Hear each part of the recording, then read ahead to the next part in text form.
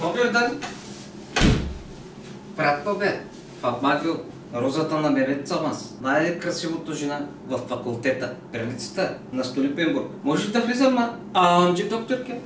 Ми ти вече влез, ма казвай за какво си тука. Виж сега, имам един проблем, един хап чипих.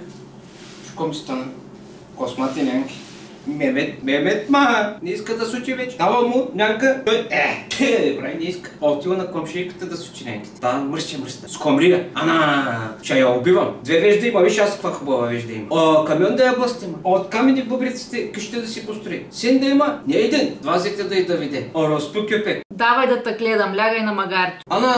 Що каза да умре я? Кой ще ми прави това магари? Ще мирите ли? Ще ми хапи ли? Да няма да ми сире на главата, защото имам алергия към водата, не обичам да си къпа. Или ще ми плещи ли? Защото не съм се връщана. Ако трябва да отивам до вкъщи да се обръща набързо, ако ще ми плещи, ще плещи ли?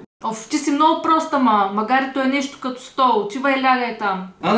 Що ни каза така от началото я? Защо трябваше да ми плашиш? Гювенти кюпек, аз ще ти оправям аз тебе някой ден. Отивам да сядам, хайде. Докторка, златни ръце имаш, я пръкни пак. Ти много миришеш, що не се изкъпа?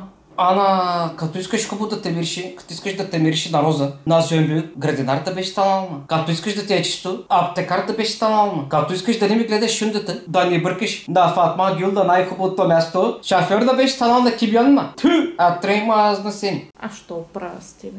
Ко каза, ко? Какво? Ти знаеш ли, че имаш рак? Разбира се, че знам, бе. Как да не знам? Откъде знаеш? Мемет като го вкара, така го вкарва, като го вади, така го вади. Рака отвътре го яде. Амджик, докторе, ти знаеш ли кой ба Фатма Гюл между нянките я? Знаеш ли? Пъп. Ако ви хареса това видео и ако не искате това доктор да ви се кара, кой ще им казваш я, доктори? Харесайте и се абонирайте. Може да напишете на коментара Фатма Гюл, гюзел ли? Не е ли гюзел? Бакаламбат.